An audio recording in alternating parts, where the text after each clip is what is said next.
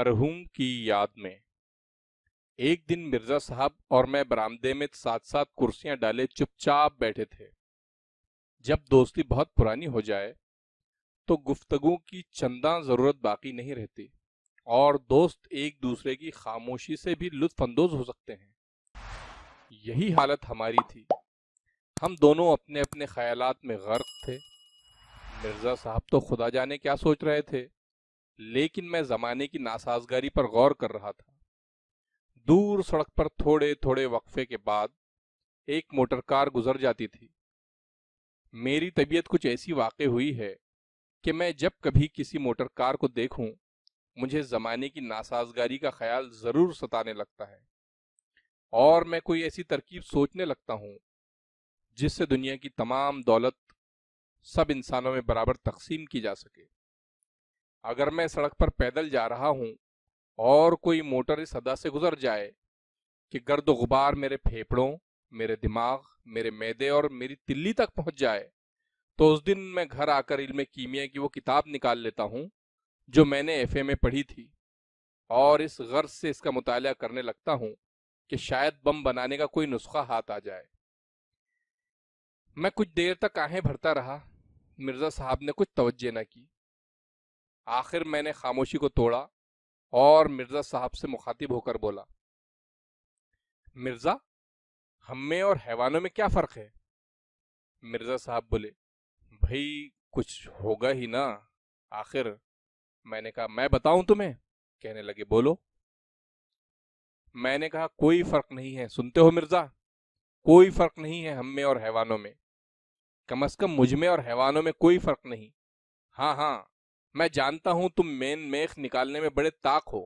کہہ دو گے حیوان جگالی کرتے ہیں، تم جگالی نہیں کرتے، ان کی دم ہوتی ہے تمہاری دم نہیں، لیکن ان باتوں سے کیا ہوتا ہے؟ ان سے تو صرف یہی ثابت ہوتا ہے کہ وہ مجھ سے افضل ہیں، لیکن ایک بات میں اور وہ بالکل برابر ہیں۔ وہ بھی پیدل چلتے ہیں، میں بھی پیدل چلتا ہوں۔ اس کا تمہارے پاس کیا جواب ہے؟ جواب نہیں، کچھ ہے تو کہو، بس چپ ہو جاؤ، تم کچھ نہیں کہہ سکتے۔ جب سے میں پیدا ہوا ہوں اس دن سے پیدل چل رہا ہوں۔ پیدل، تم پیدل کے معنی نہیں جانتے۔ سینہ زمین پر اس طرح سے حرکت کرنا کہ دونوں پاؤں میں سے ایک ضرور زمین پر رہے، یعنی تمام عمر میرے حرکت کرنے کا طریقہ یہی رہا ہے کہ ایک پاؤں زمین پر رکھتا ہوں اور دوسرا اٹھاتا ہوں، دوسرا رکھتا ہوں، پہلا اٹھاتا ہوں، ایک آگے ایک پیچھے، ایک پیچھے ایک آگے۔ خدا کی قسم، اس طرح کی زندگی سے دماغ سوچنے کے قابل نہیں رہتا، حواس بیکار ہو جاتے ہیں، تخیل مر جاتا ہے، آدمی گدھے سے بدتر ہو جاتا ہے۔ مرزا صاحب میری اس تقریر کے دوران میں کچھ اس بے پرواہی سے سگریٹ پیتے رہے کہ دوستوں کی بے پرواہی پر رونے کو دل چاہتا تھا۔ میں نے از حد حقارت اور نفرت کے ساتھ منہ ان کی طرف سے پھیر لیا۔ ایسا معلوم ہوتا تھا کہ مرزا کو میری باتوں پر یقین ہی نہیں، گویا میں اپنی جو تکالیف بیان کر رہا ہوں وہ محض خیالی ہیں، یعنی میرا پیدل چلنے کے خلاف شکایت کرنا قابل توجہ ہی نہیں، یعنی میں کسی سواری کا مستحق ہی نہیں۔ میں نے دل میں کہا، اچھا مرزا، یوں ہی صحیح، دیکھو تو میں کیا کرتا ہوں۔ میں نے اپنے دانت پچی کر لیے اور کرسی کے بازو پر سے جھک کر مرزا کے قریب پہنچ گیا۔ مرزا نے بھی سر میری طرف موڑا۔ میں مسکرا دیا، لیکن میرے تبسم میں زہر ملا ہوا تھا۔ جب مرزا سننے کے لیے بالکل تیار ہو گیا تو میں نے چبا چبا کر کہا، مرزا، میں ایک موٹر خریدنے لگا ہوں۔ یہ کہہ کر میں بڑے استغنا کے ساتھ دوسری طرف دیکھنے لگا۔ مرزا بولے، کیا کہا تم نے؟ کیا خریدنے لگے ہو؟ میں نے کہا، سنا نہیں تم نے؟ میں ایک موٹر کار خریدنے لگا ہوں۔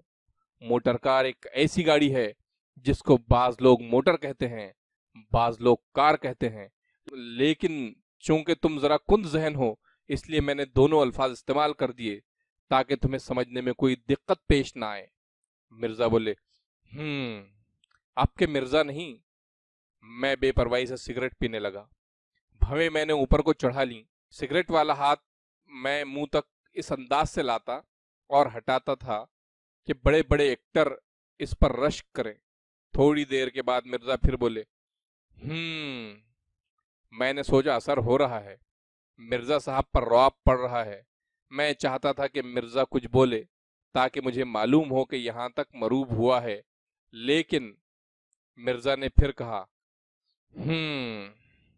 میں نے کہا مرزا جہاں تک مجھے معلوم ہے تم نے اسکول اور کالج اور پھر گھر پر 2-3 زبانیں سیکھی ہیں، اور اس کے علاوہ تمہیں کئی ایسے الفاظ بھی آتے ہیں جو کسی اسکول اور کالج یا شریف گھرانوں میں نہیں بولے جاتے، پھر بھی اس وقت تمہارا کلام ہوں سے آگے نہیں بڑھتا ہے۔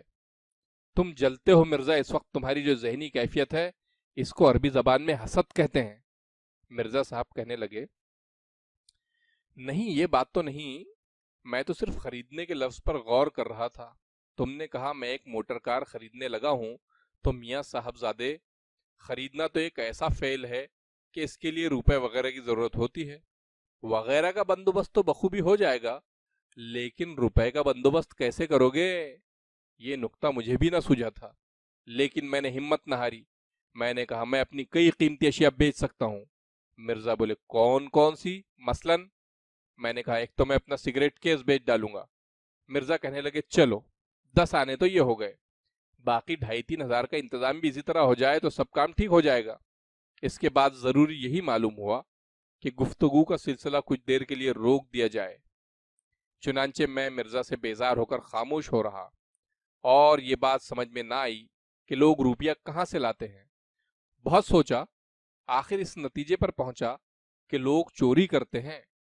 اس سے یک گونا اطمینان ہوا۔ مرزا بولے میں تمہیں ایک ترکیب بتاؤں، ایک بائسیکل لے لو۔ میں نے کہا وہ روپے کا مسئلہ جوں کا تو رہا۔ کہنے لگے مفت۔ میں نے حیران ہو کر پوچھا مفت؟ وہ کیسے؟ کہنے لگے مفت ہی سمجھو، آخر دوست سے قیمت لینا بھی کہاں کی شرافت ہے، البتہ تم احسان قبول کرنا گوارا نہ کرو تو اور بات ہے۔ ایسے موقع پر جو ہنسی میں ہنستا ہوں، اس میں معصوم بچے کی مسرت، جوانی کی خوشدلی، ابلتے ہوئے فواروں کی موسیقی اور بلبلوں کا نغمہ سب ایک دوسرے کے ساتھ ملے ہوتے ہیں۔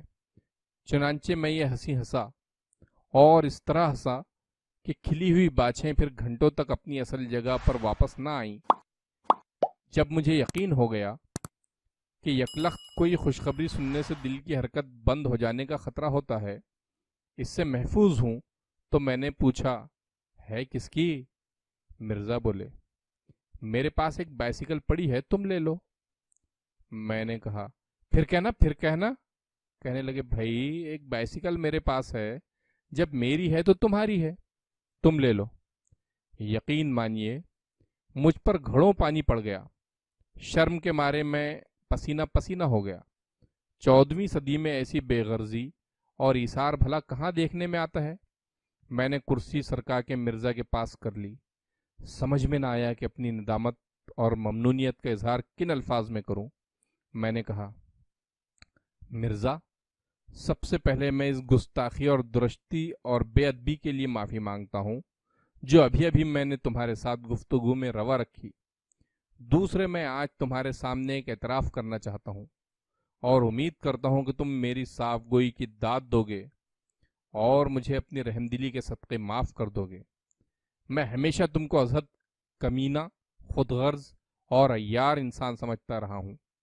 دیکھو ناراض مت ہونا، انسان سے غلطی ہو ہی جاتی ہے، لیکن آج تم نے اپنی شرافت اور دوست پروری کا ثبوت دیا ہے، اور مجھ پر یہ ثابت کر دیا ہے کہ میں کتنا قابل نفرت، تنگ خیال اور حقیر شخص ہوں۔ مجھے معاف کر دو۔ میری آنکھوں میں آنسو بھر آئے۔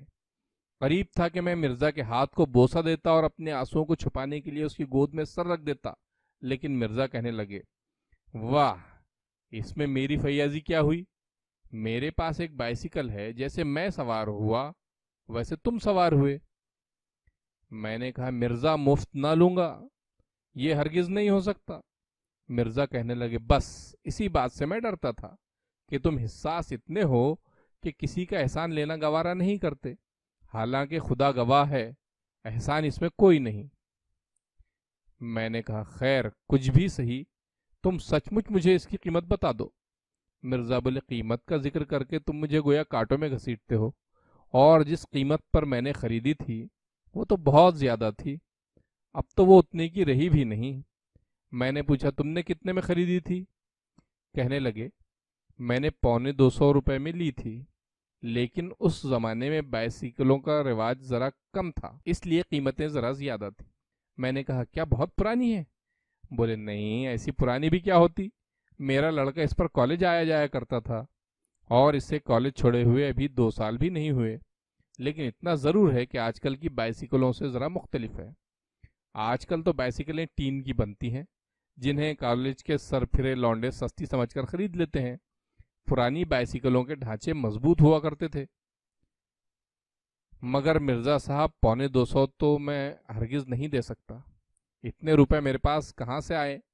मैं तो इससे आधी कीमत भी नहीं दे सकता। मिर्ज़ा कहने लगे, तो मैं तुमसे पूरी कीमत थोड़ी मांगता हूँ, अव्वल तो कीमत लेना नहीं चाहता, लेकिन। मैंने कहा, ना मिर्ज़ा, कीमत तो तुम्हें लेनी पड़ेगी। अच्छा, तुम यूं करो, मैं तुम्हारी जेब में कुछ रुपए डाल देता हूँ, तुम घर जाकर गिन लेना। अगर तुम्हें मंजूर हो जाए तो कल बाइसिकल भेज देना, वरना रुपए वापस कर देना। अब यहाँ बैठकर मैं तुमसे सौदा चुकाऊं, ये तो कुछ दुकानदारों की सी बात मालूम होती है। मिर्ज़ा बोले, भाई ये तुम्हारी मर्जी, मैं तो अभी यही कहता हूँ कि कीमत वीमत जाने दो, लेकिन मैं जानता हूँ कि तुम ना मानोगे। मैं उठ के अंदर कमरे में आया। मैंने सोचा, इस्तेमाल शुदा चीज़ों की लोग आमतौर पर आधी कीमत देते हैं, लेकिन जब मैंने मिर्ज़ा से कहा था कि मिर्ज़ा मैं तो आधी कीमत भी नहीं दे सकता, तो मिर्ज़ा इस पर मोतरज़ ना हुआ था। वो बेचारा तो बल्कि यही कहता था कि तुम मुफ्त ही ले लो। लेकिन मुफ्त में कैसे ले लूं? आखिर बाइसिकल है, एक सवारी है, फिटनों और घोड़ों और मोटरों और टांगों के जुमरे में शुमार होती है। बॉक्स खोला तो मालूम हुआ कि हस्तबूद कुल 46 रुपए हैं। 46 रुपए तो रकम ठीक नहीं, 45 या 50 हो जब ही बात है, 50 तो हो नहीं सकते, और अगर 45 ही देने हैं तो 40 ही क्यों ना दिए जाएं। जिन रकमों के आखिर में सिफर आता है वो रकमें कुछ ज्यादा माकूल होती हैं। बस ठीक है, 40 रुपए दे दूंगा, खुदा करे मिर्जा कबूल कर ले। बाहर आया, 40 रुपए मुट्ठी में बंद करके मैंने मिर्जा की जेब में डाल दिए और कहा, मिर्जा, उसकी कीमत न समझना, लेकिन अगर एक मुफलिस दोस्त की हकीर सी रकम मंजूर करना तुम्हें अपनी तौहीन मालूम ना हो तो कल बाइसिकल भिजवा देना। मिर्जा चलने लगे तो मैंने फिर कहा कि मिर्जा, कल जरूर सुबह ही सुबह भिजवा देना। रुखसत होने से पहले मैंने फिर एक दफा कहा, कल सुबह 8-9 बजे पहुंच जाए, देर ना करना। खुदा हाफिज। और देखो मिर्जा, मेरे थोड़े से रुपयों को भी ज्यादा समझना। खुदा हाफिज। और तुम्हारा बहुत बहुत शुक्रिया, मैं तुम्हारा ममनून हूं, और मेरी गुस्ताखी को माफ कर देना। देखो, कभी कभी यूं बेतकल्लुफी में, कल सुबह 8-9 बजे तक जरूर। खुदा हाफिज। मिर्जा कहने लगे, जरा उसको झाड़ पोंछ लेना और तेल वगैरह डलवा लेना। मेरे नौकर को फुर्सत हुई तो मैं खुद ही डलवा दूंगा, वरना तुम खुद डलवा लेना। मैंने कहा, हाँ हाँ, वो सब कुछ हो जाएगा, तुम कल जरूर भेज देना, और देखना 8 बजे या 7:30 बजे तक पहुंच जाए। अच्छा, खुदा हाफिज।